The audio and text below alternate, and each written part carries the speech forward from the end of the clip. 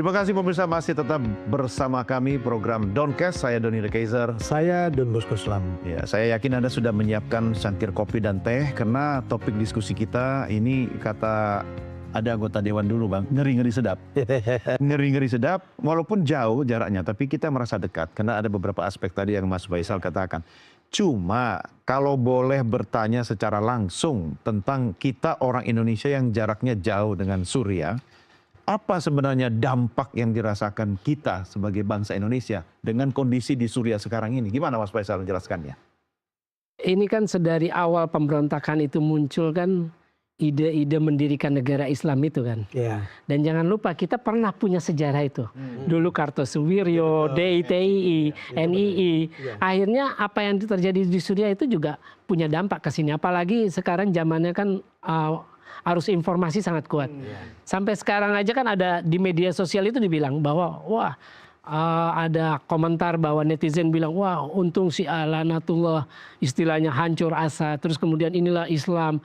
Walaupun ya itu tadi itu sejak dari 2011. Makanya saya pernah bertemu begini. Ketika saya ke kedutaan Suriah, saya pernah bertemu orang-orang Indonesia yang berdemonstrasi. Mengutuk perang Suriah, mengutuk Assad karena menumpas pemberontakan. Iya. Saya pernah bicara begini. Apakah artinya ada standar ganda di sini? Kalau memang istilahnya kenapa berdemo di Suriah karena dia Assad menumpas pemberontakan, tapi kenapa nggak berdemo di Yaman? Iya. Kan sama kasusnya. Iya betul. Kenapa nggak demo di Yaman? Nah, kalau kan jawabannya begini Mas. Keterhubungan kita dengan Suriah itu kan karena ada sejumlah teroris yang berasal dari sini yang ke sana kan. Iya itu. Yang kemudian ada juga yang dikembalikan ke sini. Lalu kemudian pemerintah mencoba untuk mengembalikan mereka ke masyarakat begitu. Keterhubungan kita ada di situ Mas. Iya memang benar ya. Makanya ide-ide negara Islam itu kan negara seperti khilafah global yang dibentuk itu kan sampai ke sini.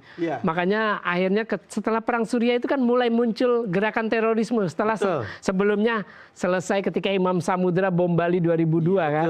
Atau bom Filipina tahun 2000 di rumah kedua dubes Filipina itu kan.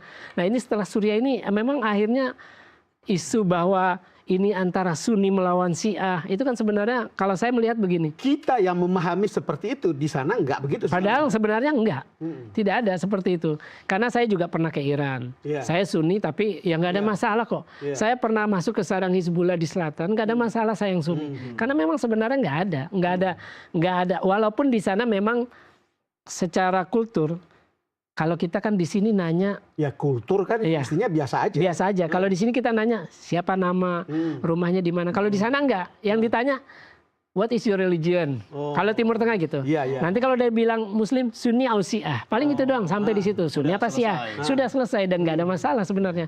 Nah cuma memang yaitu tadi karena ada ideologi ekstrim, yaitu basisnya biasanya Wahabi kafiri, yang menganggap bahwa sesuatu yang berbeda itu ya kafir, sesat atau nggak benar, nggak sesuai sunnah Nabi itu yang bahaya. Padahal yaitu tadi beruntungnya Islam yang masuk ke Indonesia Islam yang moderat.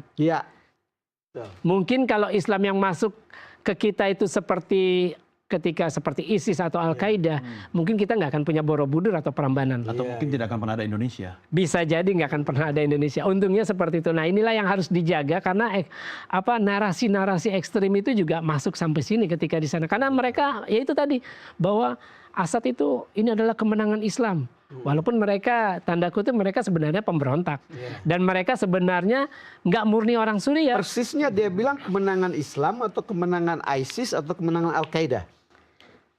Nggak ada klaim itu ya. Nggak ada klaim itu. Tapi yang ada klaim itu mereka menyebutnya kan mujahidin, pejuang agama. Itu kan konteksnya pasti ke Islam. Betul. Nggak, kalau dibilang yang menang Suriah yang mana?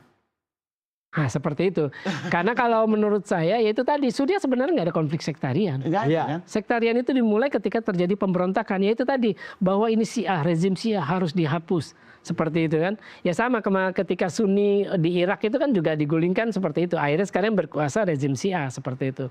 Ya memang ya itu tadi narasi-narasi ekstrim ini yang harus kita perhatikan. Jangan sampai itu masuk sampai ke Indonesia. Kan semula kan pemberontakan ini berawal karena represi pemerintahan. Iya. Lalu karena ada represi ini banyak orang ditangkap, kemudian perlawanan timbul. Iya. Setelah ada perlawanan timbul, bentuklah kelompok-kelompok itu tadi. Iya. Mau Al-Qaeda, mau ISIS, mau apapun yang ada di sana, Iya. lalu kemudian menjadi kelompok pemberontak terhadap pemerintahan sebetulnya. Iya, sebenarnya gitu. Karena kan kita mulai dari Afghanistan. Itu kan mulai dari Afghanistan. Jadi betul.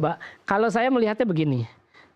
Perjuangan di Gaza, perjuangan Hizbullah melawan Israel, terus perjuangan Afghanistan mengusir itu jelas. Musuhnya jelas. Iya. Artinya orang asing gitu, bukan orang sendiri. Itu betul. Tapi yang terjadi di Suriah itu kan beda ketika awal pemberontakan itu sendiri kan.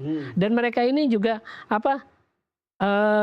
kalau kita lihat sejarah ISIS, itu sebenarnya ISIS itu dibentuk oleh perwira-perwira intelnya Irak. Jadi ketika Saddam jatuh, itu kan yang berkuasa Syiah. Iya. Nah orang-orang Sunni harus, kita harus berkuasa lagi. Nah itu nama pembentuknya, perancang desain ISIS itu namanya Haji Bakar. Dia pangkatnya kalau tidak salah perwira intel, saya lupa pangkatnya apa.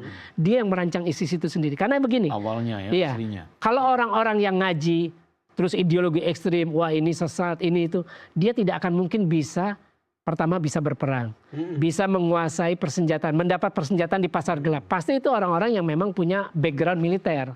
Nah itulah sejarah munculnya ISIS yang saya ketahui seperti itu.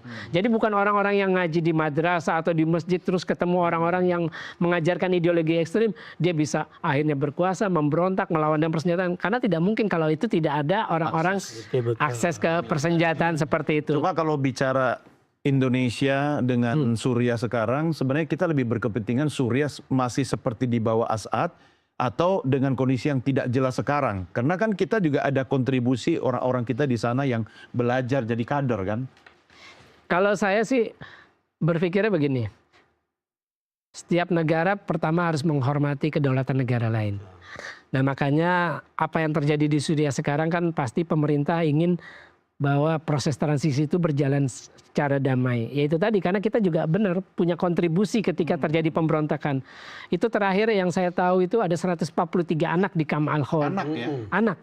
Belum ibu-ibu. Saya pernah wawancara pengelola Camp Ain Al-Isa. Itu juga di Timur Laut Suriah. Itu ada 300 orang Indonesia yang kabur. Dan kita nggak tahu kemana. Ketika Taliban berkuasa, itu saya wawancara itu ada 7 orang Indonesia anggota ISIS yang kabur dan nggak tahu kemana. Jadi istilahnya orang-orang ini kan istilahnya jadi stateless, tapi dia punya ideologi ekstrim. Dan ideologi ini yang berbahaya sebenarnya. Dan makanya pemerintah memang harus Artinya lebih baik mungkin dia tidak kembali ke tanah air. Ini karena beban juga ya. Karena PBB udah bilang, terus juga SDF juga bilang, karena untuk menjaga itu kan nggak sedikit biayanya. Karena untuk menjaga penjara itu sendiri, menjaga camp itu sendiri, itu kan butuh biaya dan juga pengamanan. Karena nggak gampang, tapi disitulah tempat ternaknya ideologi-ideologi ekstrim. Sama seperti Al-Julani dengan Abu Bakar Al-Baghdadi ketika ketemu ideolog-ideolog ekstrim di camp Buka. Nah, itulah yang harus dijaga. Membandingkan dengan Taliban, lalu kemudian sekarang yang kira-kira akan mirip pemerintahannya, transisinya mungkin sama dengan Taliban di Syria atau Suriah, itu kira-kira apa yang akan terjadi? Kalau ini kan Julani ini posisi sentral. Dan saya yakin dia tidak akan rela mundur dari politik. Artinya ya dengan dia kan kemarin itu kan pertemuannya dengan Perdana Menteri Suriah sebelumnya Muhammad Al-Jalili. Pemegang saham. Nah itu makanya. Mayoritas lagi. Nah iya itu mayoritas. Dan juga kalau Julani sampai mundur, wah itu malah lebih berbahaya lagi. Otomatis tidak ada semua visi misi dia untuk bahwa dia itu ingin jadikan Suriah lebih baik. Beda dengan Assad, tapi juga beda dengan ISIS. Bukankah dengan kondisi dia sekarang kalau dia berkelanjutan dia akan sama seperti Assad nanti jadi sasaran juga? Nah, itu tinggal waktulah yang menentukan. Karena kan kalau kita lihat sih pernyataan-pernyataannya itu konsisten. Terus praktek di lapangan ketika dia udah berkuasa juga dia konsisten. Buktinya makam kubur Sayyidah Zainab dengan Sayyidah Ruqayyah, 2 cucu Nabi di Damaskus masih bisa dikunjungi oleh peziarah Syiah. Kekuasaan yang sebelumnya, kalau yang sekarang kita lihat. Iya, itu waktulah yang akan membuktikan. Tapi sebelum kita berpisah, apa yang pelajaran itu yang harus kita ambil, tapi bagaimana Anda menyampaikan kepada masyarakat kita khususnya untuk melihat secara berimbang ya tentang apa yang terjadi di sana. Kalau saya ingin bahwa itu cuma konflik kekuasaan, perebutan kekuasaan. Nah, paling gampang untuk melecut atau menggait pengikut yaitu bahwa sentimen agama atau sentimen suku itu yang paling mudah. Kalau saya melihatnya seperti itu. Tapi sebenarnya itu murni kekuasaan. Kekuasaan ya. Sama seperti kita lihat penjajahan Israel atas Palestina. Itu kan paling gampang itu kan pakai atas nama agama. Ya makanya Israel juga pakai dalil agama bahwa Palestina tanah dijanjikan Tuhan. Iya. Iya kan? Nah, seperti itu. Yang paling mudah memang sentimen agama lah untuk bagaimana menarik pengikut ataupun bagaimana memunculkan sebuah konflik. Artinya ini sama dengan Bang Don, pilkada dan pilkades tapi dikasih sentimen agama. Dan yang paling penting itu Don, kekuasaan itu jangan terlalu lama. Ya, itu benar. Pada akhirnya tumbang juga. Jadi siapapun di antara kita berpikir kekuasaan itu dari anak ke cucu dan seterusnya, Iya. mulai harus mikir. Iya, belajar dari program Doncast. Karena Doncast itu per episode.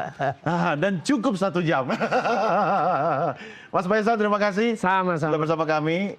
Sangat menarik Mas Faisal. Terima kasih. Hati-hati kalau ke medan perang. Mau berangkat kita Kasih kabar baik-baik. kabarnya. Jangan adrenalinnya kemudian membuat we miss you. Iya. Nggak boleh. Sehat selalu ya, dan kita harus akhiri sampai di sini ya Bang Don, jumpa kita. Tapi tentunya pekan depan kita kembali menyapa pemirsa. Pokoknya jangan lupa terus saksikan program Doncast hanya di Nusantara TV. Saya Doni The Kaiser. Dan saya Don Bosco Sulam. Sampai jumpa.